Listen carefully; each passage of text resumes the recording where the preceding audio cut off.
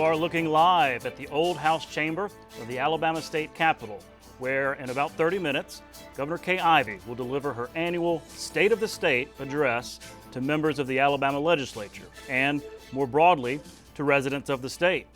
This will be Governor Ivey's 7th State of the State address since she assumed office back in 2017. Good evening. I'm Todd Stacy, host of Capitol Journal here on Alabama Public Television. Welcome to tonight's live coverage of the State of the State address.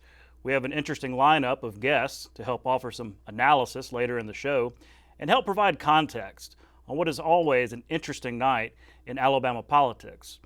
But first, let's get up to speed on what's happened so far in the legislative session that started earlier today. Lawmakers have been meeting with state agency leaders for a series of budget hearings that offer a first look at how the state's general fund and education trust fund budgets will shape up this year. Of course, the budget process starts when Governor Ivey submits her proposals to the legislature. And today, Finance Director Bill Poole told lawmakers what they can expect. For the Education Trust Fund, Ivey is proposing a $9.3 billion budget, which is about a 6% increase over the current fiscal year and would be another record high. This is the budget that funds the range of education services from pre-K to K through 12 to higher education.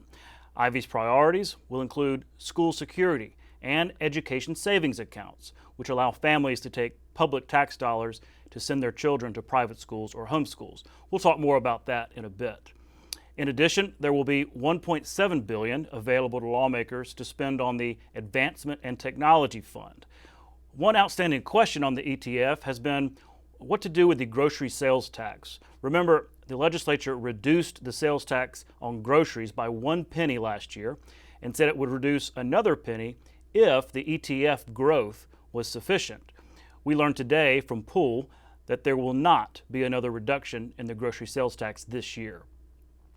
On the general fund, Ivey will propose a $3.3 billion budget, which is an 8.16% increase over the current fiscal year. Poole said Ivey's priorities in the general fund include one-time capital needs, state employee compensation, Medicaid, and the Alabama Department of Corrections. Even though the general fund revenue has grown over the last year, state agencies say their expenses have also grown. Budget hearing yesterday, nearly all agencies said they needed more funding. ALEA is asking for an additional $47.6 million to cover their increased costs. The Department of Corrections says it needs an additional $158 million. The Department of Human Resources, $72.9 million. Medicaid, $92 million. And Mental Health, $39.6 million. Again, each of these agencies detailed how increased costs across the board were forcing difficult financial decisions. We caught up with Senate General Fund Chairman Greg Albritton, who expressed concern that even though the general fund has seen growth, state expenses are growing at a pace that will be tough to keep up with. I have typically, in my tenure here, I have had budget hearings throughout the years, throughout the year, having more opportunity. I didn't do that this year. I think that was a mistake and an error.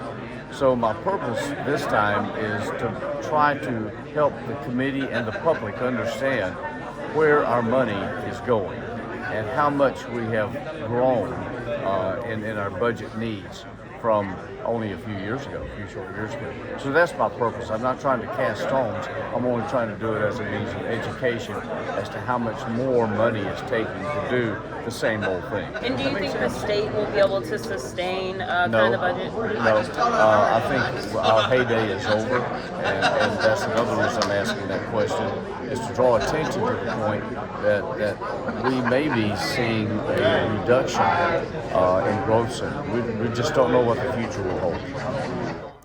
As the legislature gavelled in today, Senate President Pro Tem Greg Reed expressed optimism for a productive session. The Senate leader predicted that debate could at times become heated over controversial issues, but that overall, the Senate would do the business of the people. Members have been diligent in their work leading up to the session. We've done a lot of planning, a lot of work to help members understand things that are important to the Senate as well as the legislature. The governor has some priorities, so we're diving into all those front and center. We're going to have a number of committee meetings. I know there's been quite a bit of legislation introduced today. I do think we're going to have some action on Thursday. We may be looking for some topics, as is the case always with the Alabama Senate. We're going to have issues that are very conflicted and controversial. We're going to have issues that we more agree on. We may be looking for a few agreement options on Thursday to help move some legislation that everybody's in agreement on. And then we'll see what transpires as we move into the next week. But I'm not for sure, but I think that's where we're probably headed this week. We're going to take a short break and come back with more live coverage of the State of the State. You can watch past episodes of Capital Journal online at video.aptv.org. Capital Journal episodes are also available on APTV's free mobile app. You can also connect with Capital Journal and link to past episodes on Capital Journal's Facebook page. And you can listen to past episodes of Capital Journal when you're driving or on the go with Capital Journal podcasts. Keep up with what's happening with Capital Journal.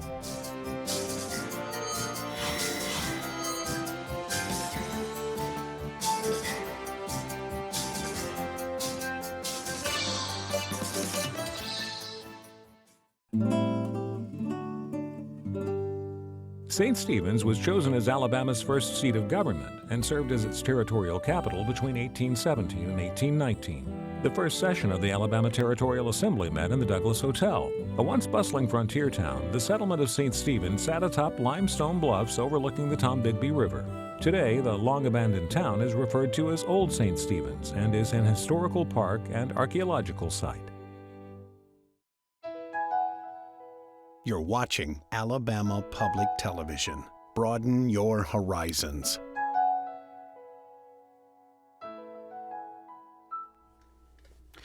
Welcome back to our live coverage of the State of the State. Joining me now on set are my Capital Journal colleagues, Randy Scott and Jeff Sanders. Gentlemen, welcome to State of the State night. Appreciate it, Todd. Glad to be here. It's always kind of the biggest night in Alabama politics, right? Yep, one of those huge nights that's going to set a tone for the rest of the nights of this session. Yeah. Well, lawmakers are right now trickling over from the State House to the Capitol. They take the tunnel underneath Union Street there. So we're only got about 12 minutes till the speech begins. But I wanted to ask you what things y'all were going to be looking for.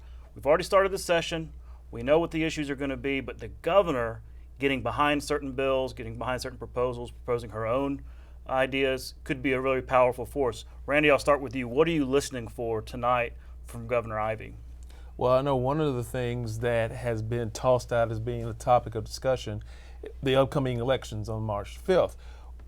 Both sides have talked about elections from two different points. One, in the fact that they want to make sure that the elections are safe and secure. Mm-hmm. The other side, and that the side that wants to be secure is pretty much the GOP, the majority. The minority side says we want to make sure, as we said last week, that they are secure, which they have always been, but also, most importantly to them, fair. Because there's a lot of concern about making sure that voters around the state are given the proper opportunities to cast their vote and not having anything come up that could hinder them from doing that, whether it is voter suppression, as some folks have said, or even making it hard for them to just get out and cast their vote. So that's going to be something that they're going to talk about, and I think both sides are going to have, as they say, a dog in that fight. Right, I agree, because on the Republican side, they call it ballot harvesting. They want to ban ballot harvesting and really increase penalties for that. On the Democratic side, they say, hey, that's not really an issue. We really need to expand access to absentee ballots. So it really couldn't be further apart on that issue. But for the governor, if she gets behind something like that, it would mean a big boost for the GOP. Jeff, what are you looking for from your perspective from the governor tonight? I'm interested to see, obviously we talked about budgets earlier, an increase in spending over the previous fiscal year, and then we also heard sound that maybe the budgets won't continue to be so robust in the coming years as the economy begins to kind of shift a little bit. I'm also interested in gaming. We've talked about that a little bit. We know that, or we hear and expect gaming legislation to start in the House, where Randy is. I'm curious what the governor says about it tonight. I really, and we've said this before, I think they're going to take a slightly different approach at how they go about a gaming legislation this year. And of course, starting in the House is very different than where we've been the last couple of years, where it's began in the Senate, succeeded in the Senate, and then failed in the House. Yeah. If I could add on to what Jeff just said, Please. talking about it starting in the House, I talked to a couple of members in the House, both sides. They have one thing in common that they were saying today. We want to see what it's going to be about because no one has seen the plan as of yet. So both sides are, I don't want to say in the dark, but are waiting to see what's going to get presented to them so the fighting can start in earnest. I think, and this is kind of what I'm hearing too, don't be surprised if they go at it in the concept of cracking down on illegal gambling in the state. You know, there's a lot of illegal bingo halls that are operating in the state, not just, you know, the Victory Lands and places like that on another level, but I'm curious to see exactly how they go about it and how much the governor gets behind it. I agree. We've talked, for years and years about gambling. But as we were talking about last night on Capitol Journal, you know, back in 2021, there was a gambling proposal. It's probably going to be very similar to what we see: casinos, a lottery, sports betting.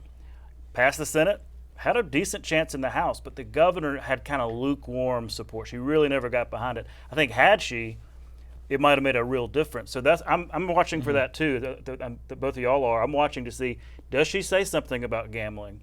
Does she kind of tacitly endorse what the House members are doing? If so, that's a really significant boost and would play significantly in the state. What about the issue of school choice? We've heard a lot about this. We have been anticipating for weeks, months, what do you say, that the Governor Ivey is going to bring her own bill. This is education savings accounts where parents could take a portion of taxpayer funds to spend toward a school of their choice, private school, homeschool, maybe a different public school. So we think we're going to hear something tonight, right, Randy? And what are members of the House waiting to hear from her? Are they waiting to hear her go forward and kind of lay out a vision here? They are curious to hear what her plan is because she is the cheerleader behind getting this started, getting this going through. And you have to remember, she is a former teacher herself. So teaching, education, very big on her list of things to do, but they want to know what is this going to curtail exactly. And I know when we spoke to some of the members, they were thinking, well, is this going to be something that's going to benefit those who are definitely in need, or is it something that may get construed going down the line and go somewhere else where it doesn't need to go? They believe education is a top priority in the state. Now it's all about, okay, can we agree on how this is to happen, or does it need to happen at all? Because again, there are some who say there are schools that may be eking out some resources that don't really need them, while the other schools who really do need them are being shortchanged. So there's a keen interest to hear what the governor has to say, what she's going to start off the topic of discussion with that idea today, and where they go forward with it. But they are very eager to hear what she has to say about it. Although I don't think Democrats are going to be very happy with what they hear from from the other side of the aisle, I think, going forward in this session. I want to say this too. I think the governor will also take a victory lap tonight. About the economic incentives plans that they passed, also economic development in the state, the broadband plan that they have put into effect. Alabama, a lot of people forget, is really leading the nation as far as pushing rural broadband. We had another press conference with the governor this week announcing, I think, 4,000 miles broadband infrastructure projects with funding from the federal government being funneled through DECA to private internet providers to get this broadband to rural and underserved parts of the state.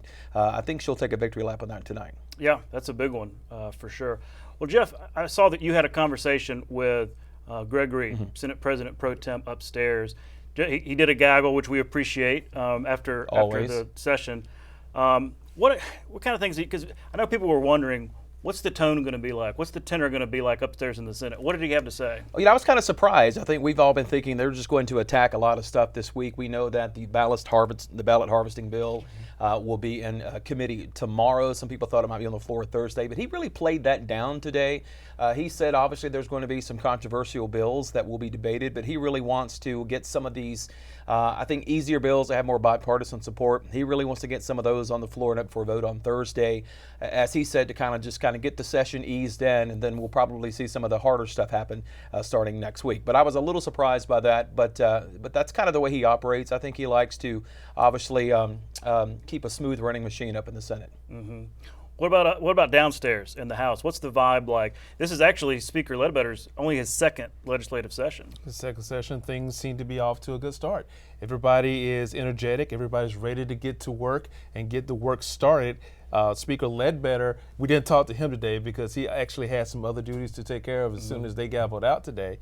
But everyone that did come by and stop by to talk to us were saying that, we were looking forward to seeing how this is going to get started. They swore in 2 new members today, and both of those members were excited to get things underway, and they're eager as new members to see things get underway. But the rest of the crew that we spoke to, seasoned veterans, people who have been here for a couple of years, are saying this session has a good vibe to it, has a good energy to it. We're looking forward to seeing what's going to happen. We got a calendar of information and bills to talk about. What are we going to get to first? Whatever we get to first, you better believe that we're going to get to it full speed ahead. I do expect some high energy early in the session because it's always a question of how many days of the week is the legislature meeting. And so for folks back home listening or watching, the legislature typically meets, meaning goes into the chamber, debates bills, vote on bills, twice a week, right? Tuesdays and Thursdays, with that Wednesday being a committee day. But in recent years, they've really pushed the pedal to the ground, right, and gone 3 days a week, every week. And I'm hearing that's going to be the case for at least the first couple of weeks this time. Talk about the pace of legislation as for these 3-day weeks that are just, bills are flying around, committees are meeting, and the impact that has, not just on members, but for journalists and lobbyists and people who are following. It makes our job harder and yet more interesting at the same time. Yes, would you not agree? Yeah. Yes, it does. It does. I was here a few years ago, the last time I covered it in a previous role, and it was kind of more of a slower cadence here. And for the average person who doesn't really understand how it all works, 3 days a week is a lot, because I think for these lawmakers, people forget usually they have their own businesses to run, they have their own other jobs, and many of them are driving from the corners of the state. It can be a lot to happen with a 3-day work week. I spoke to some over the years, and they can have up to a 4-hour drive going either way from Montgomery back to their hometown, to their districts, to get to here to do the business of the people. You talked about what can we expect. In Mr. Ledbetter's first year last year, we noticed how his vibe had it wasn't a speedier clip, but things were at a very good pace. A quick pace, if anything. So if that carries over from last year, 3-day weeks are going to be, as Jeff said, it's going to be some kind of work habit on all of us. But the thing is, they got to a lot of proposals, a lot of bills, and they got a lot of bills in, a lot of bills out. Not every bill, but they did. Yeah. So if that persists from last year, it's going to be a very good clip, and it looks like that's going to be the case. And there's hundreds of bills every year. People don't realize that. And I think with leadership both in the House and the Senate, they've really had this mindset in the last few years of let's really get in there. If we're going to be there, let's do it. Let's work it and let's push it through. All the more reason to follow Capitol Journal each night as we report at 10:30 on what happened that day in the legislative session. Gentlemen, I know you're going to be covering it. We're at the very beginning of this. It's going to be a long slog, so we're glad you're along. And I know y'all are going to join me after the speech for some analysis. So thanks for this. I know you're going to get to watch the speech, and we'll see you after the speech. Appreciate it. And a good bit of advice, get some comfortable shoes. That's right. Yeah, that's right. We'll be right back after this break. You can watch past episodes of Capitol Journal online at video.aptv.org. Capitol Journal episodes are also available on APTV's free mobile app. You can also connect with Capitol Journal and link to past episodes on Capitol Journal's Facebook page. And you can listen to past episodes of Capitol Journal when you're driving or on the go with Capitol Journal podcasts. Keep up with what's happening with Capital Journal.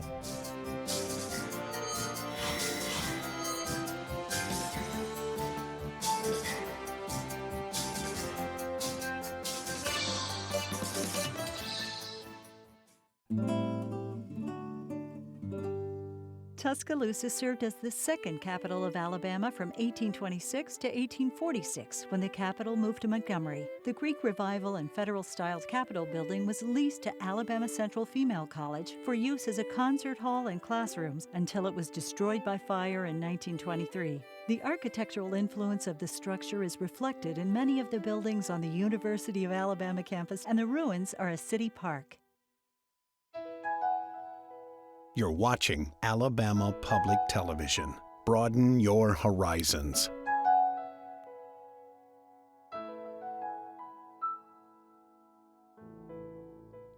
Welcome back to our live coverage of the State of the State here on Alabama Public Television. We know that school choice is going to be a theme of Governor Ivey's speech, and joining me next to talk about it is the editor of Alabama Daily News, Mary Sell.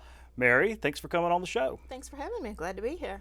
So, we know that ESAs, education savings accounts, are going to be proposed by Governor Ivey. Yes. It sounds like we got some legislation dropped later this afternoon, and we know a little bit about the proposal. Yeah, hot off the legislature's website, we have what looks like Governor Ivey's bill that she will be talking about in just a few minutes. But it's an education savings account tax credit program. It would allow families to take about $7,000 per year in tax credit to apply to private school tuition or other allowable education expenses. So tuition, textbooks, there's a whole list of things. It also allows for $2,000 per year for homeschool students. So that would be for those who want to stay at home with their children. And that's capped at $4,000 per family. So you could get 2 kids in there. Okay. A few of the highlights, it is capped, the total impact, the total state spending, $100 million per year. Okay, that was going to be a big question. Yes. What, if we're going to allow ESAs, will it be completely unhindered? Right. Wide open, no cap? But there is a cap. So what is that cap, 100 million? 100 million Okay. per year, yes. And the first 500 ESAs every year would go to special needs students. Okay. And That's and that's kind of how the ESA movement got started, right? Right. It was about students with disabilities, students with special needs that maybe didn't fit into a traditional school mold. Is that right? correct. And we saw some of these last year. Representative Garrett, Representative Collins had a few bills targeting a specific group. So this isn't really a surprise. There would also be a income limit the first 2 years. A family could not make more than 300% of the federal poverty level. Right now, for a family of 4, that's about $90,000. Okay. So if you're below that, you qualify. If you're above that, you don't. Correct. Okay. In 2027, that cap goes away completely. Interesting. So kind of easing into it a little bit. But yeah, this meets a lot of the things that Republicans last year, when we had that more expansive bill that did not pass, it did not have any sort of cap on it. It did not have any testing requirements. Oh, there's also testing I requirements. was going to ask about accountability, Yeah. standards, testing. Yes, that is in there. And there's a couple of ways they can do it. There can be, it looks like, some testing sort of targeted towards a specific school, so that it's not blanket, like not every school has to do the same standardized testing that maybe public schools do. I see. But there is a testing requirement. There's also some auditing abilities. So the Department of Revenue, who's going to be largely involved in this, could ask to audit, ask to see the expenses. Money is not going to go directly to families. It's income tax, so you're going to have to show your receipts. I see. Okay, because that's a big change in what I've sort of been expecting. I thought it Yeah. really was going to be like checks going out. Right, yeah. But this is, you have to apply for it, get the tax credit, and really accept it that way on Right. your income tax. Right. Interesting. Okay. Private schools, no schools have to do anything that they don't want to do under this bill. Private schools don't have to accept anyone under this bill, but if they do accept people, then they can't discriminate. They can't say, oh, we're only going to take kids of a certain testing ability, or, you know, if you're taking kids, you're taking kids. So yeah, there's still a lot to unpack. It's a big bill. We'll hear a lot more about it tonight, but it's definitely, it's got legs. Yeah. I mean, Governor Ivey is going to be talking about it. It's got several powerful co-sponsors in the Senate. So Yeah, and there we Hey, see look, it. yeah, they're they're all gathering getting and hobnobbing. It looks like the Supreme Court maybe has just walked in. I see the Lieutenant Governor Will Ainsworth. So yeah, we're about 5 minutes away from the state of the state. You'll see them all start getting seated and things like that. right, but this is going to be the highlight, I think, or one of them for the governor. I agree. You know, she's had some memorable state of the state speeches. I'm thinking of, you know, well, first of all, you know, she assumed the governor's office after Bentley's resignation, so that was a lot of pressure and a lot of everybody was waiting to see her on the big stage. Then you had the COVID state of the state, which was basically a televised speech. You had the gas tax state of the state. Gas tax that in was 2019. That was a big one. So I mean, she's you know, they She know how likes to to set deliver. the stage. Yeah, she likes to deliver on the first Tuesday in February. I mean, and having worked in a governor's office and worked on state of the state addresses, it is kind of your big moment. It's your big stage. It's the biggest pulpit you're going to have. Right. So you hold all your ideas back, your policies back to state of the state, which is why we're talking about ESAs and This gambling. is why everybody was hitting refresh all afternoon looking for this bill. I mean, they have kept this pretty tight. Yeah. And I think we'll probably see it in committee. Obviously not this week, maybe next week. Well, so, and I mean, it's just really speculative, and maybe you can't answer it, but do you think that this proposal, just at first blush, meets what many on the right have been calling for? I mean, they seem a little more that they would prefer more the Price Act, the no hindrance, no caps, things like that. Do you think they're going to be happy with this proposal? So in the Price Act last year, Senator Larry Stutz, a Republican from Tuscumbia, was the Senate sponsor on that. He's a co-sponsor on this new bill. Is he really? And I talked to him earlier. He said it checks a lot of boxes. He's going to have a few amendments. There's a few things he wants to tweak. But he basically said, this is the bill that we can get passed. Let's do it. So he's on there. We will see the more expansive. It's not the Price Act anymore. It's got a new name. I think True Choice. Choose Act. Right? Yeah. No, this is the Choose Act. Okay. The Price Act is different. I see. Yeah. And it'll still be floating out there. Yeah. There's going to be folks that don't like this new bill, that say it doesn't do enough. There's definitely a contingency that wants people to just be able to take their money and choose how to educate their children, no questions asked. Republican leadership has, for years, talked about we need to move the needle on education in the state. And to do that, to know we're doing that, there has to be a testing mechanism. And that Ivey's proposal has that. Right.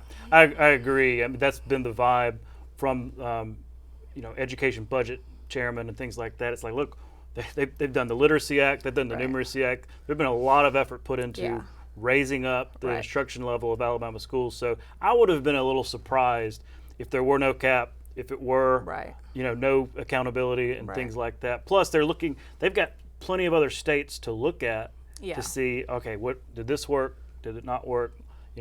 Things like that. I think this looks a little bit like what Utah did a year or so ago. So yeah, there's definitely some models out there to follow. Interesting. Well, we will see. We're really anticipating the governor. I guess she's going to be talking about it. Of course, she might not get into this much detail about her own bill, but we expect her to at least announce that it's happening and be there. She has said that she wants Alabama to be the most school choice friendly state in the nation. I'm not sure this is that bill yet, but it's definitely a start. And when I was talking with State Superintendent Eric Mackey, he was quick and careful to remind me and remind our viewers that Alabama has school choice options. We have a charter school law that could probably use some improvements. We have the Accountability Act, which is essentially scholarships to better schools and things like that. So he was quick to remind, hey, we've got some of these already. So this would be an additional tool in the school choice toolbox. Real quick before we go to the speech, are most Democrats just going to be reflexively opposed to that? Is there any hope for Republicans of gaining bipartisan support, or do you think it's pretty much down a dividing line? I think that for Democrats, they're going to stand up for their local public schools. This bill is going to pass, and so I guess it just depends on if they want to be for it or not. But we're definitely going to see a lot of debate on it. Sure. Yeah. Okay. There's the old House chamber. We're 1 minute away from the governor walking in the front doors. She will be followed by a escort party, as they call it, members of the House and Senate that are selected each year by their chambers to escort the governor into the old House chamber, and that looks like a corral there.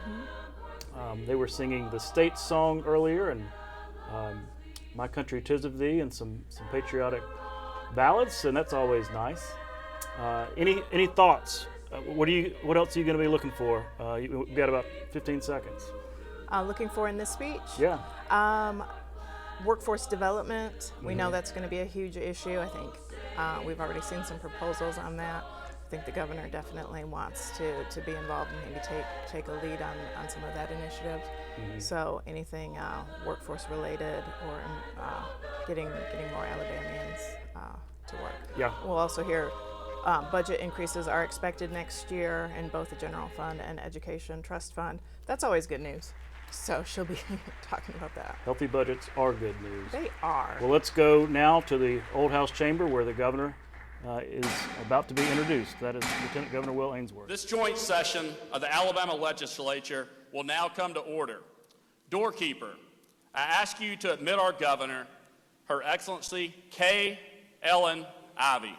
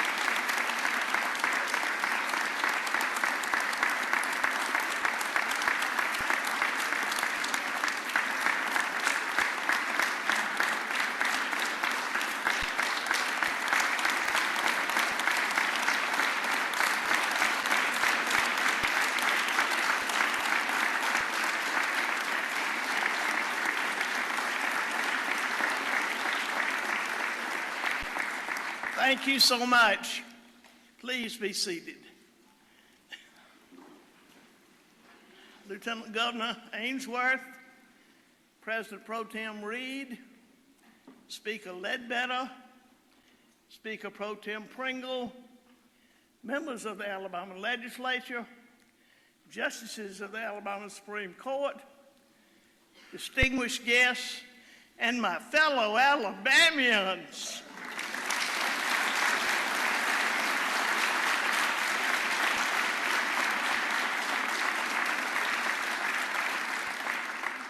It is an honor to address you all as we begin what will be a consequential legislative session.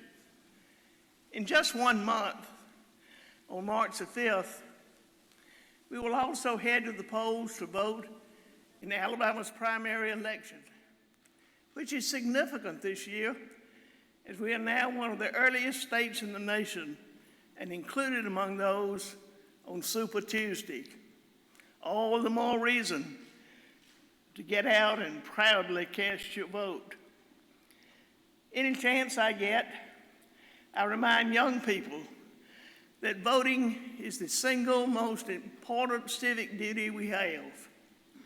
From delivering this message to Girls State each year, to speaking with our fourth grade learners about their Alabama history, I'm always proud to share with our students that having the right to vote should never be taken for granted. When talking to a group of Carbon Hills 7th graders preparing for their school elections, I told them, if you don't vote, you can't gripe. The same is true for us adults. As Alabamians, the one thing I'm really most proud of is that after the polls close, no matter who we voted for, we all still treat each other with respect, whether selecting a class president or the President of the United States. And even though we may vote differently, we all agree in protecting the integrity of our elections in Alabama. That's why I am proud to support legislation that prohibits ballot harvesting in our state. We would put a stop to any manipulation of our elections by closing loopholes that allow unaccountable, paid political operatives to pressure folks through the absentee voting process. This year, we have a new bill to outlaw ballot harvesting that also protects folks who truly need assistance in having their voices heard.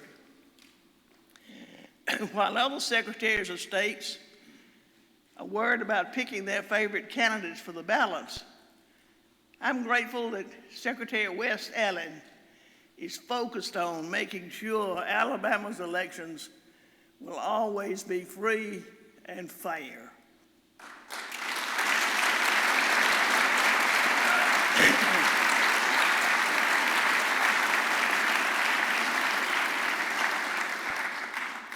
This year, when Alabamians make their way to the ballot box, I hope they will be voting on another issue, gaming. I believe the current proposal being contemplated by the legislature is good for Alabama, and I will be carefully watching it move through the process.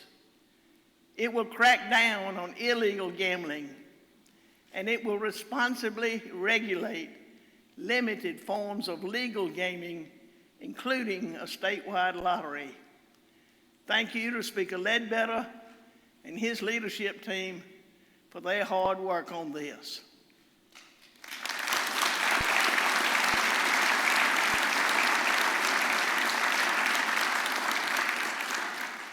Now's the time for Alabama voters to have another say on this issue.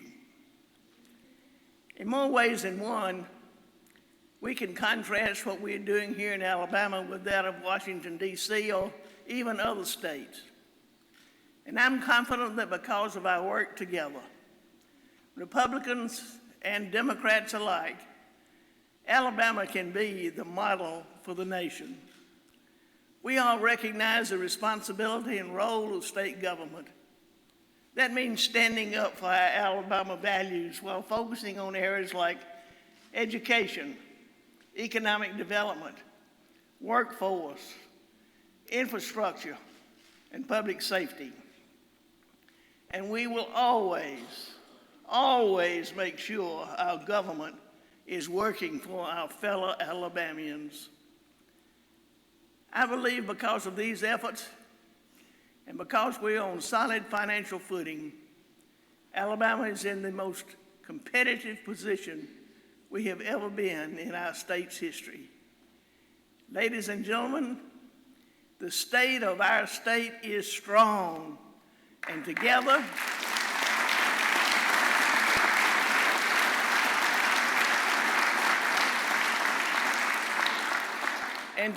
we are prepared for the Alabama of tomorrow.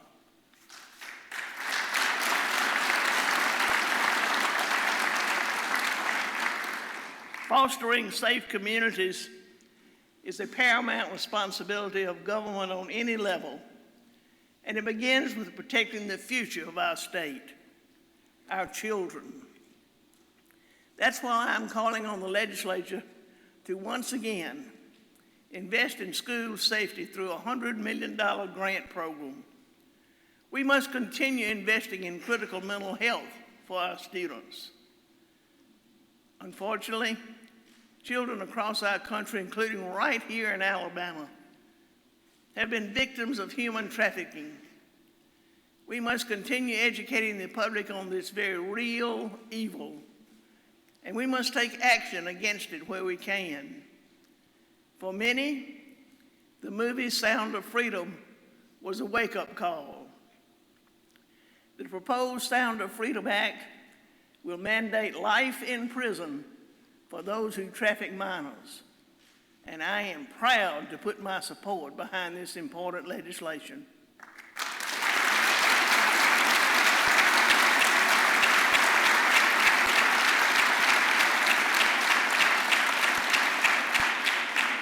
In this ever-evolving world, ensuring new technologies are both safe and effective is an important public safety measure. Today, that new technology is artificial intelligence, maybe better known as AI. And look, y'all, I'm not going to stand here and preach like I know a blooming thing about AI. However, I do know that new technologies can have benefits, but if not used responsibly, they can be dangerous. We are going to ensure that AI is used properly. This week, I will sign an executive order to establish a task force to better understand artificial intelligence and to prepare the state to safely and effectively use this emerging technology going forward. The Alabama Department of Corrections certainly remains a key focus of our state's public safety, and I will be frank, running a correction system is a hard job, and I know everyone here has an opinion on how they can do it better. But there's no one more capable to lead that effort here in Alabama than Commissioner John Hamm.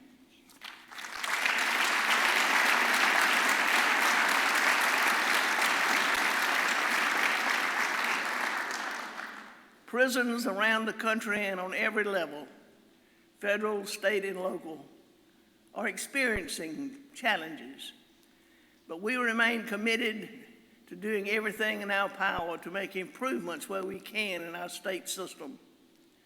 We are moving forward in our mission to build 2 new facilities.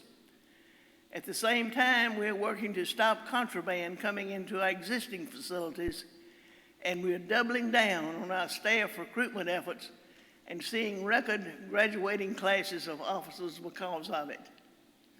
Alabama proudly backs the blue, including our correction officers, and we steadfastly support our military.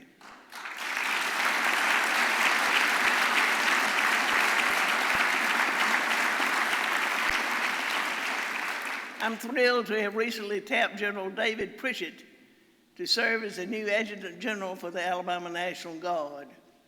Already in his short time on the job, the Alabama National Guard has stepped up in times of need, from carrying the torch on important missions like the F-35 project to aiding portions of the state impacted by stinging winter weather.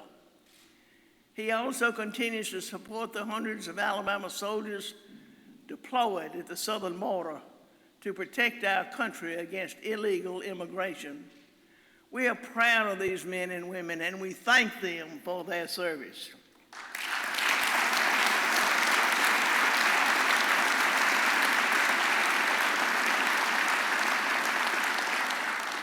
In addition to supporting our active military men and women, we also care deeply for our veterans who have served. Last November, I had the opportunity to visit Dovetail Landing in Lincoln. Their vision is to create a place to support veterans, especially those struggling with the challenging transition back to civilian life. It could be through emotional support or by helping these folks develop a new skill set to enter the workforce. I was impressed and moved. This evening, I am calling on you to invest in the construction of this new endeavor. Our veterans carried us, and now it is time we help carry them.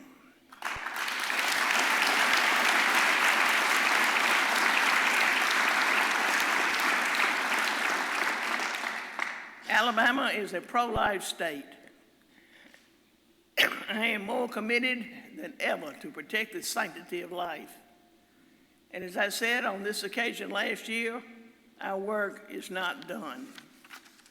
This evening, I am proud to declare Alabama will foster a culture of life. We must refocus our efforts to do more to support life after birth. Last year, Commissioner Nancy Buckner, the Alabama Department of Human Resources, had great success in foster care adoptions, accompanied by our relentless focus on enhancing child care quality. I am proud to double down on these efforts. To foster a better culture of life, we must also do more to support Alabama families.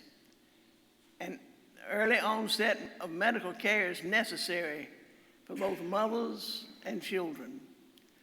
While we are making significant strides, we are still faced with challenges, especially in rural Alabama.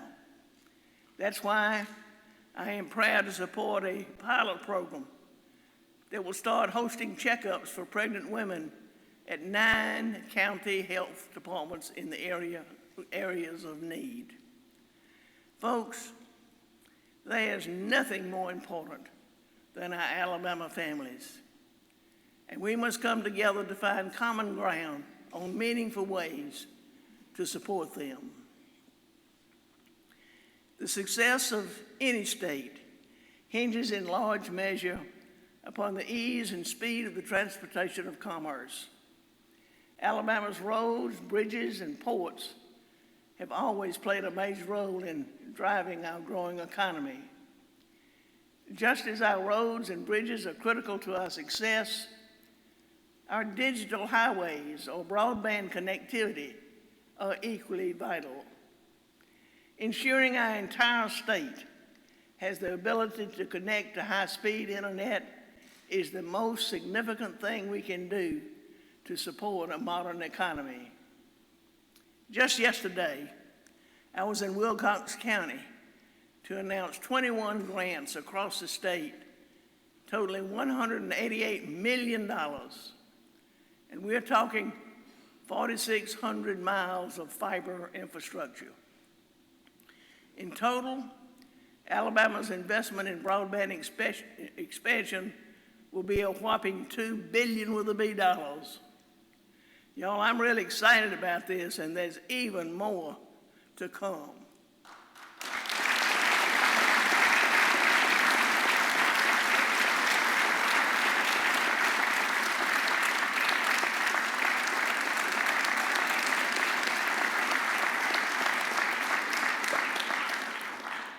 I believe we have the best broadband deployment map in the country. And over the next 3 years, every Alabamian will see the difference. And we will be more competitive for it as we work to connect Alabama. Our state has experienced tremendous success in economic development. And I am confident we will be able to build on those efforts with our new Commerce Secretary, Ellen McNair.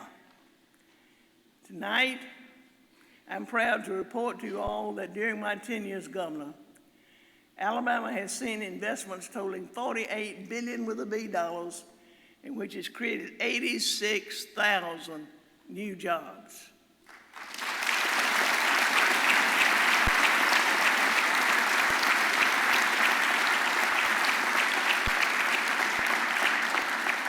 And as I like to say, we're just getting started.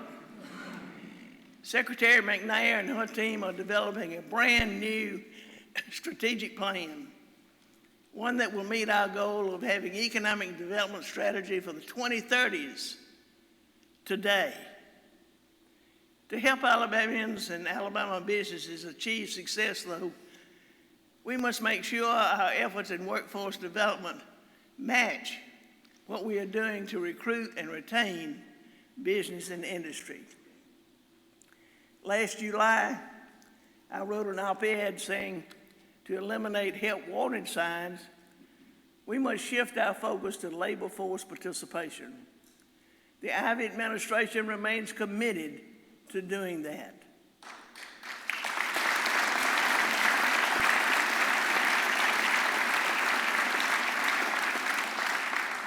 In 2015, major reforms were made within the state's workforce development sector. I'm committed to taking these reforms a step further so we can remain laser focused on ensuring government always works better for Alabamians. When it comes to workforce development, there are two customers: job seekers and employers. And while our unemployment rate remains historically low, our labor force participation rate stands only at 57.2%, one of the lowest in the nation.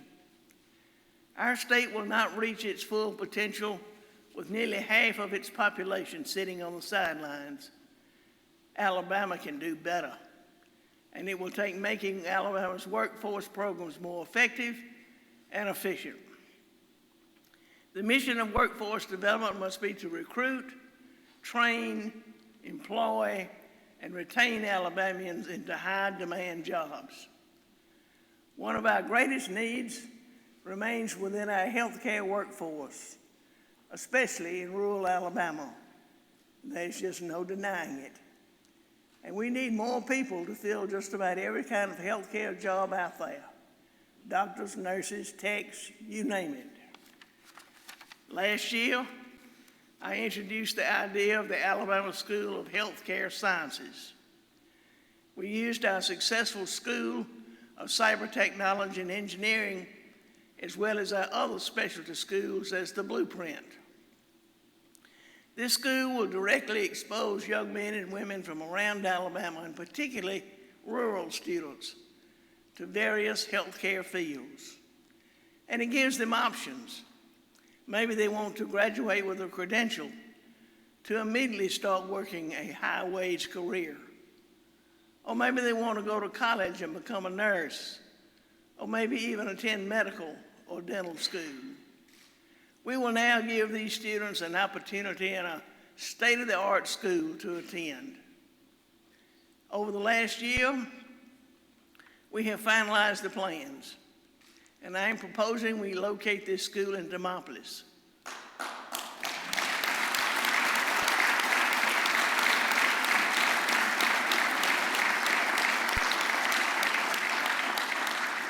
Already, we have received tremendous community support, and the gold standard of rural health care is just a few steps away from the proposed site where these students will learn. And on top of all this, the feasibility report commissioned by the legislature last year has once again validated Demopolis as the ideal location for this important school.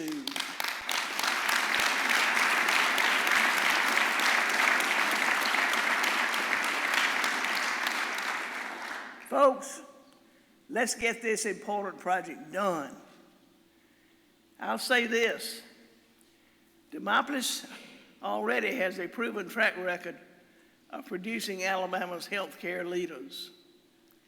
Dr. Selwyn Vickers, who I'm proud to have joining us tonight, is proof positive of that. As a young boy born in Demopolis, Dr. Vickers' parents showed him that hard work could help him achieve anything he put his mind to it. And boy, were they right. Today, Dr. Vickers is one of the top doctors in the world.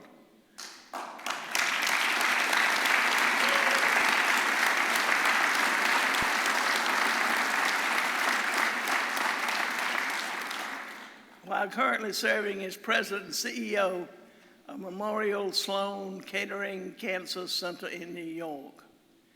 Students in every Alabama county have the potential to benefit from an education in Demopolis, just like Dr. Vickers did. And we will accomplish that through the Alabama School of Healthcare Sciences. Members of the Alabama legislature, investing in this project is one of my top priorities this session, and I'm calling on you to make this a reality.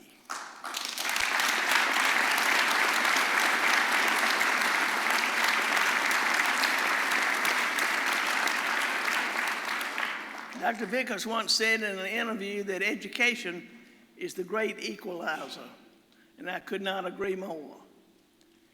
Thank you, Dr. Vickers, for your contributions to our state and our nation, and thank you for being with us tonight. Will you please stand and be recognized, Dr. Vickers?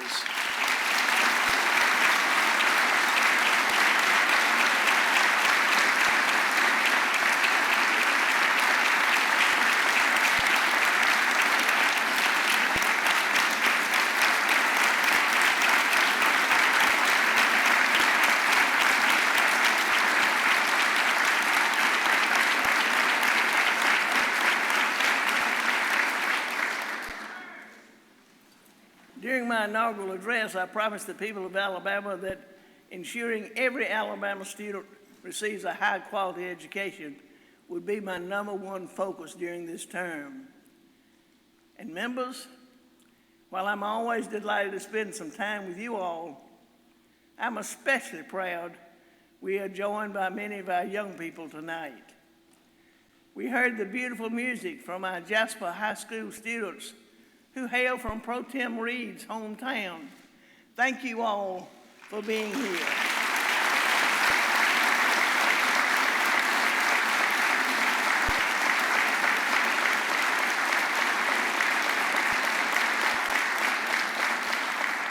Please stand and let us recognize you.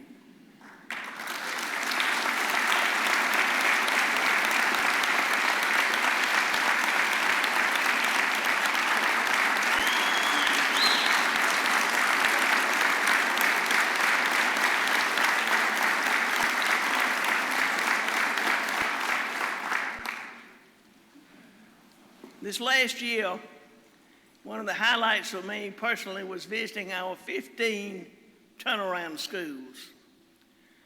Fourth graders from one of these schools, ABC Elementary in my home county of Wilcox, are here with us this evening. Folks, these boys and girls had the highest reading gains in the entire state of Alabama last year.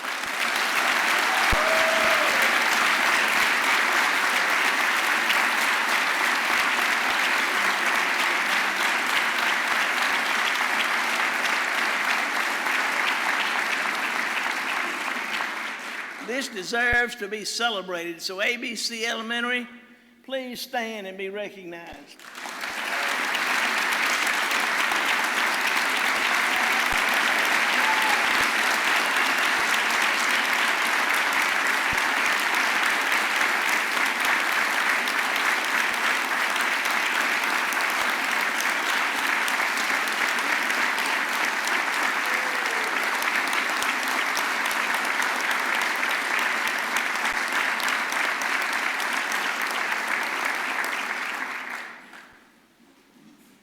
I believe in every single one of our students in Alabama.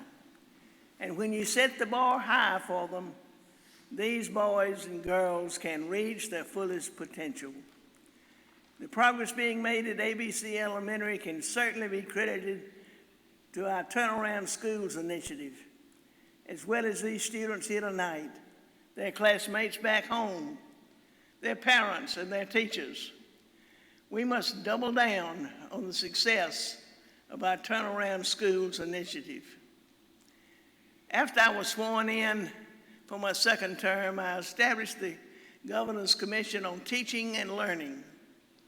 The commission provided a report that will serve as our blueprint for improving student outcomes over the next 3 years. Chief among those recommendations is fully funding both the Numeracy and Literacy Acts. Our teachers are being trained in the science of math and reading, and we're preparing them not only to teach our kids today, but also of the future. All the work we've done through the Numeracy and Literacy Acts is critical to our success. And I will say this again crystal clear. If you all send any version of a delay of the Literacy Act to my desk, I will veto the bill.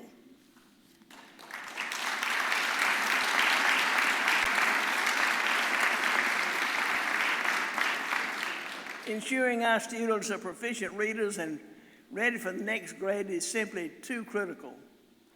And these Wilcox County kids have proven that when the right resources and curriculum are in place, they can do it. I'm very proud of the fact that during my time serving as your governor, together, we have invested a new historic amount in our public schools each year. This year, we will once again have the largest education trust fund in our state's history. We must also fulfill our promise to have the highest starting salary for our teachers among our neighboring states. Let's get this done this session. Improving our state's education system is a process, and we have to meet the needs of all students. As governor, I realize the way to do that is to make sure there are opportunities available for our children. For some families, that means having the chance to send their child to a charter, a magnet, or private school, or to homeschool them. School choice is a spectrum. And last year, we recognized that to expand our options in Alabama, we had to first improve our existing options, charter schools, and the Alabama Accountability Act. You accomplished that. Thank you. Next, our next step now is to provide our parents, beginning with those most in need, education savings accounts, which will further us on our journey to become the most school choice friendly state in the nation.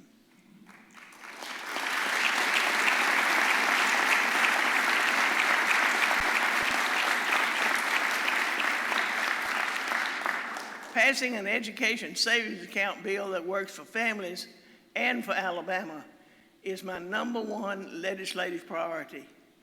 And I am proud to have our Education Budget Chairman, Senator Arthur Orr, and Representative Danny Garrett carry the CHOOSE Act. Once we get this legislation across the finish line, we will prepare for the program to begin in the 2025-2026 academic year. For its first 2 years, we will be helping families who might not otherwise have the option to afford to send their children to the school of their choice through these $7,000 education savings accounts. For the third year and beyond, all families will be eligible for the program. As additional families choose to participate in the program and as our revenues increase, we can grow the program responsibly so it can be fully universal for every Alabama family who wishes to participate. This program will be effective and sustainable, and it will serve as a catalyst for making Alabama the most school choice friendly state in the nation for years to come.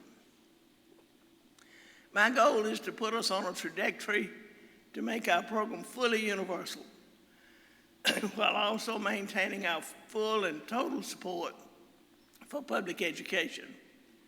At the end of the day, I believe the CHOOSE Act, packaged with providing our K-12 teachers the highest starting salaries will help our public schools become even stronger.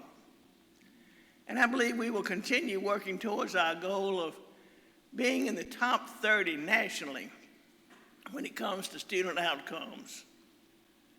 Folks, I am confident in Alabama's future because I am confident in our students. I have met thousands of these young people, and I am more encouraged by the day. I am also proud of Alabama. I'm proud of our citizens, and I am proud to continue leading our state forward. The people of Alabama deserve our very best. Future generations of Alabamians deserve our hardest work today.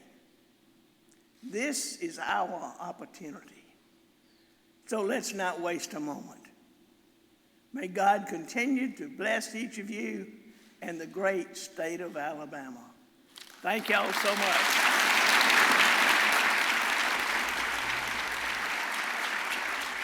And there you have it.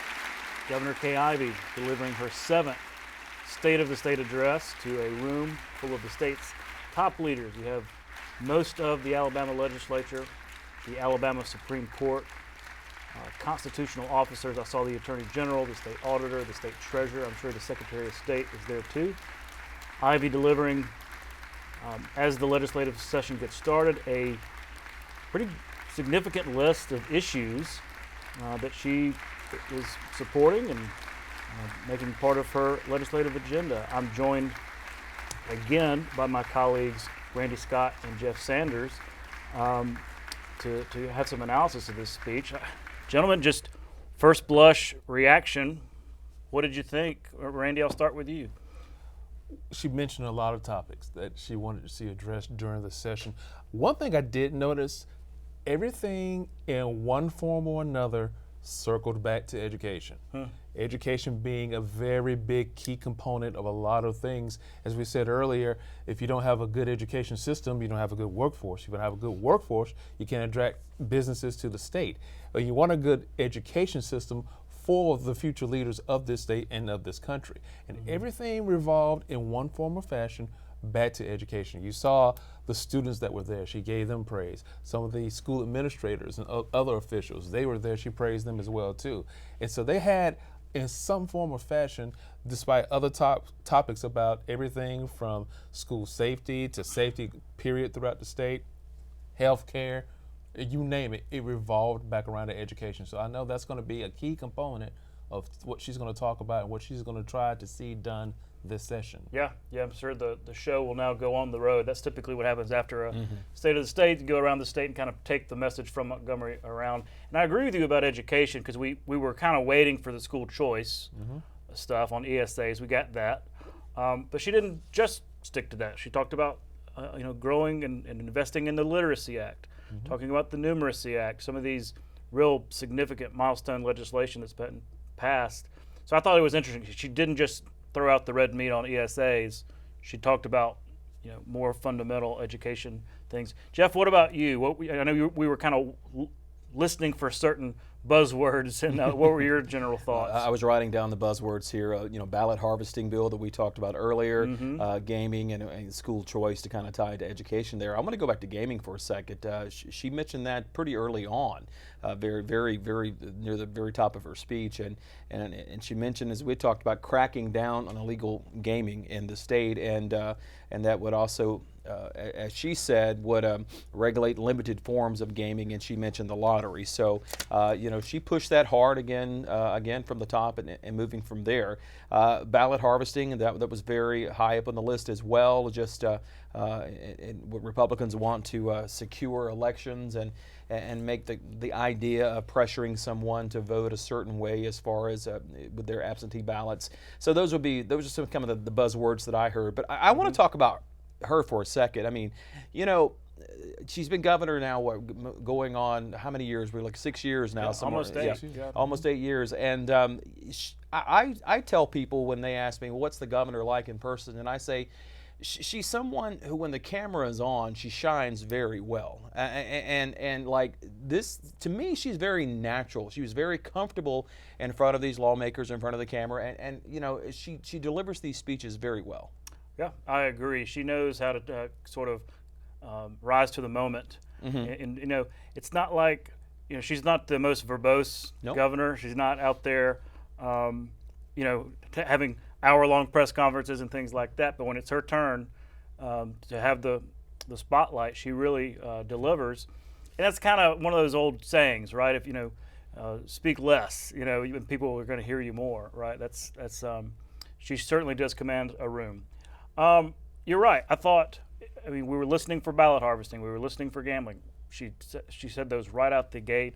Interesting on gambling that she basically endorsed what the House is doing. Yes. We don't know what the House is doing yet. We'll find out tomorrow at a press conference. But she's endorsed that plan. That's a big headline for tomorrow's newspapers and for TV as well. Well, look, we need to get to the Democratic response, but thank you, gentlemen, for your coverage and your analysis tonight. And we'll pick it up back on Capitol Journal tomorrow. We'll do it.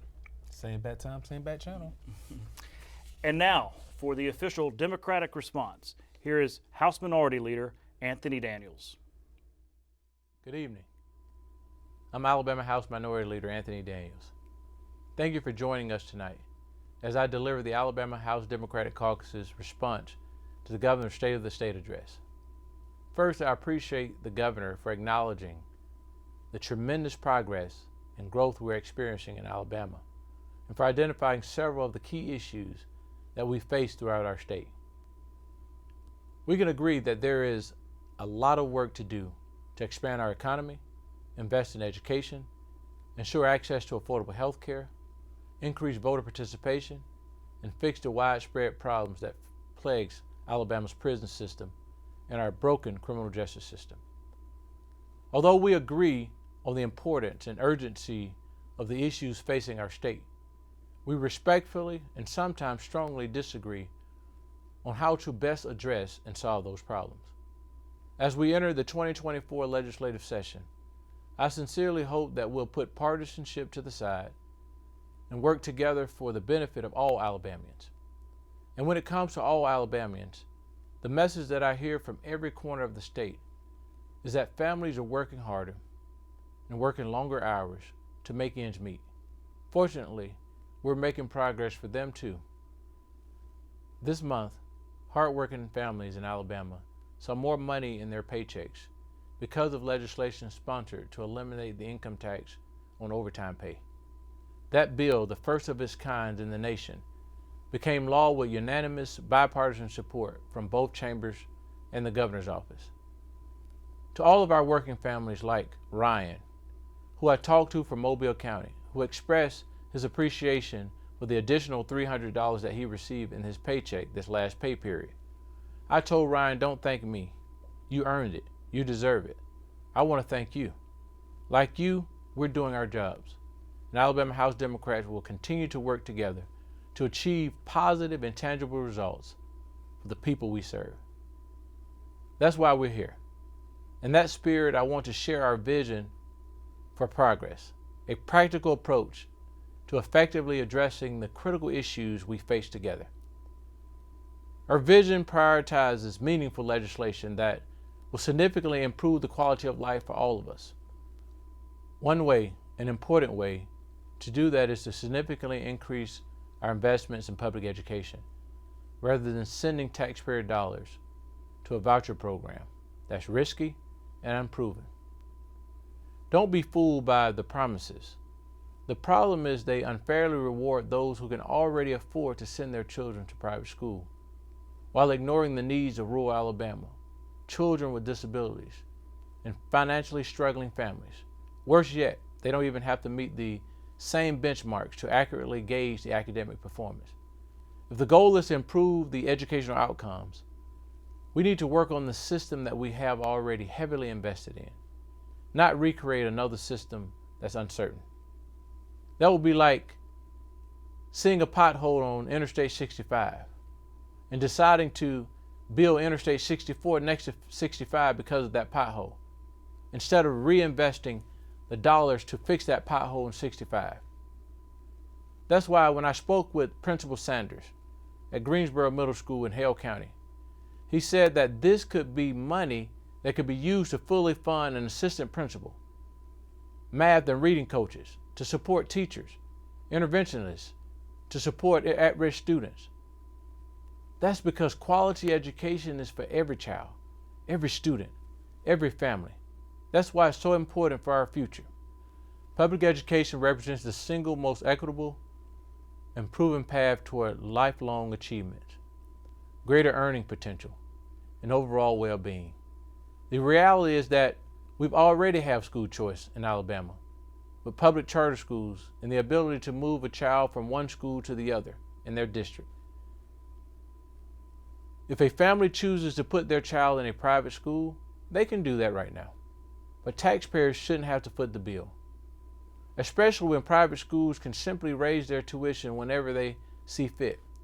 To be clear, we don't have any issues with a family choosing to send their children to private school. That's their choice. However, it should not be something that taxpayers are forced to pay for. The only benefit is to a small portion of the population at the expense of everyone else. If the idea behind school choice is to improve educational outcomes, how will these school choice proposals affect schools in rural communities? Communities like Butler County or Crenshaw County. By taking away resources from these schools that are working hard every day to improve performance, school choice would only make the achievement gap worsen, not better. That's why Alabama Democrats support directing additional funds and targeted resources to underperforming schools and providing struggling students with individualized instruction to close the educational achievement gap. And of course, we must always ensure that Alabama public schools are safe for our children, funding additional security, violence prevention programs, behavioral health resources, and increasing parental involvement. The bottom line is this: the blessing of freedom is incompatible with the curse of ignorance. For all of us to fully enjoy the vast benefits of freedom, investments in strong public schools are essential, transformational, and non-negotiable. Our vision for progress will also drive prosperity. We're focused on creating higher wages and reducing the tax burden on family-owned businesses. To achieve economic prosperity, we must improve workforce participation, but we must do it now. We can do it by greatly investing in access to affordable housing, transportation, and child care, particularly in rural communities in the state of Alabama, like where I'm from, Bullitt County. Access to affordable child care is one of the biggest obstacles for parents looking to return to the workforce or advance their careers.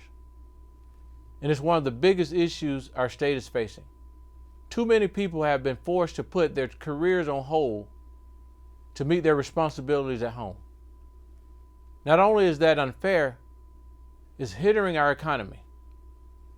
I look forward to working across the aisle to immediately solve this problem for the sake of Alabama families, workers, employers, and children. In addition to helping people return to work, we must also give them the tools to advance their careers. Alabama House Democrats support expanding vocational training opportunities so that job seekers have the necessary skills to meet the demands of today's ever-changing and high-tech workforce. We strongly support increased investments in Alabama's infrastructure to not only improve conditions in our local communities, but also attract entrepreneur and emerging businesses, career opportunities, family-sustaining jobs, long-term economic growth. We believe true economic freedom means that your hard work should be rewarded and that you should have access to the resources and opportunities to achieve your dreams. But what is wealth without health? For Alabama to achieve this bold vision, every citizen must have access to affordable health care within their local community. We must close the insurance gap that negatively affects hundreds of thousands of Alabamians and their families. That's why Alabama Democrats urge the immediate expansion of Medicaid, as well as innovative public-private partnerships that seek to expand medical services throughout the state. as more hospitals risk permanent closure and access to specialized medical services dwindle across our state, we support targeted incentives to ensure that we attract and retain medical professionals and substantially increase the number of healthcare providers, especially in rural communities. And of course, we must continue to combat the scourge of substance abuse and mental illness in our communities. Too many lives have been cut short. Too much potential has been lost. Too many families have been touched by tragedy. To them and all Alabamians, we have a duty to invest in treatment, recovery, counseling, and evidence-based programs to help with mental health. We also recognize that individuals' health is directly related to public health. When it comes to our communities, what impacts one impacts all.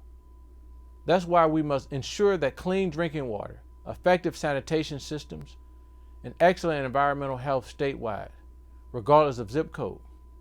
We must also safeguard and expand maternal health, infant care, reproductive care, and women's health. That includes the repeal of Alabama's severe and outdated abortion ban that provides no exceptions for rape and incest. We know that to fully enjoy the promise of freedom, you and your family must have local access to the health care you need, choose, and deserve. Your freedom and your future also depends on a healthy democracy, effective representation, and a government that works. That calls for abundant voter participation and informed citizen engagement. Yet unnecessary obstacles prevent many from fulfilling those basic responsibilities. Let me be abundantly clear. Free, fair, and safe elections are what this country is all about. Alabama House Democrats will always champion the freedom to vote. We're committed to removing obstacles for voting and making every election more accessible through automatic voter registration at the age of 18, curbside voting, early voting, and a guaranteed absentee voting. Regardless of political affiliation, we all benefit when more voters are able to exercise their democratic rights. We also strongly believe that we must expedite the restoration of voting rights for those who have paid their debt to society, fees, fines, or other administrative barriers that shouldn't stop them from exercising their right to vote. As a federal judge in the Milligan versus Allen case wrote, voting is the beating heart of democracy. It is a fundamental right because it's preservative of all other rights. That heartbeat is alive and strong in Alabama.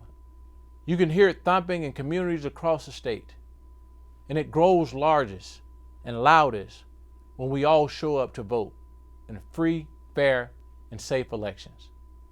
Another important component of our vision is fixing our criminal justice system, a system that has historically violated human rights and continues to do untold damage to communities across the state of Alabama. The hard truth is that our system is not working. It's overcrowded, it's unsafe, and it's worrying families at home that are trying to get their loved ones out because they've done their time, they've paid their fines, and they're being relitigated by our parole system. Alabama House Democrats know that dangerous prisons don't make our communities safer. In fact, they do just the opposite by furthering a cycle of recidivism, addiction, and mental illnesses that threatens us all. That's why we advocate for legislation that ensures accountability, transparency, clear guidelines for the Pardons and Parole Board. We support compassionate early release for nonviolent inmates who are terminally ill or elderly and who no longer pose a threat to society. And we support effective and proven reentry programs, which include housing and employment assistance to help those released from prisons reenter society and become productive citizens. When it comes to gun violence, we cannot ignore the epidemic that's consuming our communities and tragically destroying young lives. Gun violence is now at an all-time high. It's the leading cause of death in the state of Alabama among children. And it's getting worse. In 2021, we had more gun deaths per person than New York State. Think about that. The terrible grief and undescribable pain of gun violence has scarred our communities and our neighborhoods. I spoke with Miss Vanessa, a grieving mother in Montgomery who tragically lost her son to an assailant whose weapon was modified with a deadly Glock switch, allowing it to fire more rounds. She said the pain never, ever goes away. It's been 3 years and it feels like it was yesterday. My heart breaks for Vanessa and her family. But that's not enough. We must take action to make it easier for law enforcement and prosecutors to get those illegal weapons modifications off our streets. Alabama Democrats know that maintaining the rights of law-abiding gun owners doesn't preclude us from acting to ensure our rights to live in peace and safety. We support repealing the permitless carry law, one that is opposed by law enforcement, and implementing legislation to rid our communities of the illegal guns and unlawful weapon modifications. We want to fund local law enforcement to support community policing strategies, an initiative to ensure greater accountability and transparency. All too often, hate and violence go hand in hand. We must continue to stand together in confronting bigotry and discrimination wherever it appears. And it's past time to stop using public dollars and government offices to celebrate a legacy of pain. We have plenty of good things to celebrate in our state. Racism and bigotry aren't one of those things. Instead, let's focus on the future and unite and understand that it's all of us coming together that's going to make a difference. Let's send the message that freedom and public safety depends on unbiased and lawful justice system that is applied to all of us equally. No, we may not be able to right past wrongs, but we can leave them behind. We can do better. This is our vision for progress. We believe that Alabama must be a place where every citizen is free. Free to learn, to grow, to work, and to raise a family. Free to live in a safe, healthy, inclusive, equitable, and welcoming community. And free to pursue our loftiest goals, dreams, and ambitions, while working to create a better Alabama for our children and our grandchildren. This is our vision for progress, to maximize your freedom and to empower your future. My message to you tonight is, Alabama Democrats are here for it. We're here for Alabama. We're here for you. Thank you. God bless you. God bless the great state of Alabama and the United States of America. And have a good night. And there you have it, the official Democratic response to the State of the State address there from House Minority Leader Anthony Daniels. One of the issues he mentioned, it's interesting because there are some areas of agreement that he expressed, but some areas of sharp disagreement, one of which being the absentee ballot or ballot harvesting issue.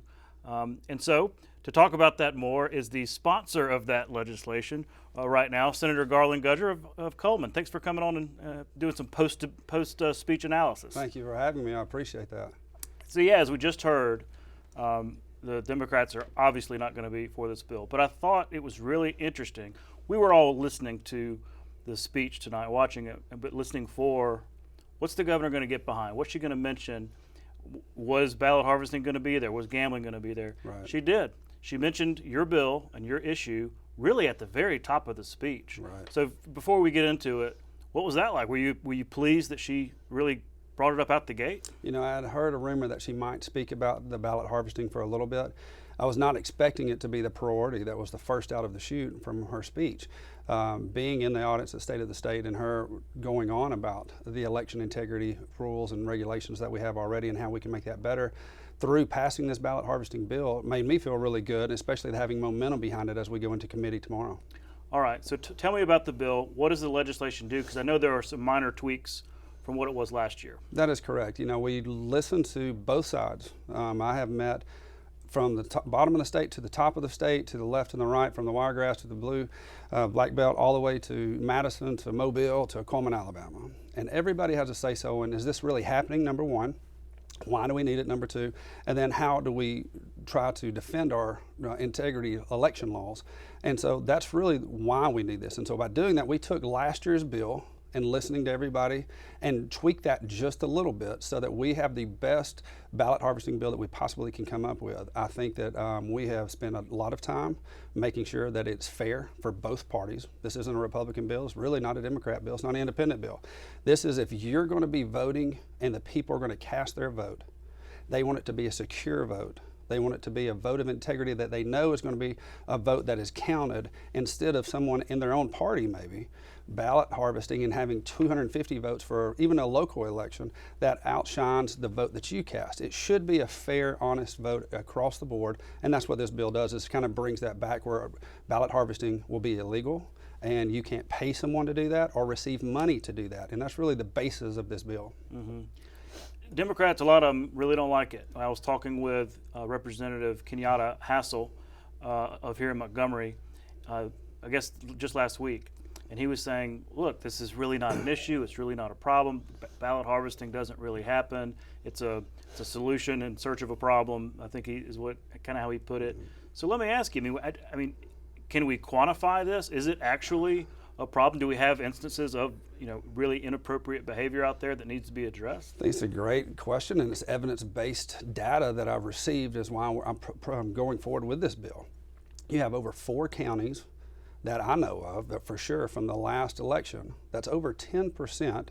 There's 2 that's over 20% in absentee ballots that were cast. All right, so the average for the state per county is around 3 to 3.5%. So you're telling me 1 out of every 5 ballots that are cast in the whole county is an absentee ballot? Something's wrong there. It's so far skewed off of the charts that it doesn't make sense for really anything over of 10%. And we've got that data.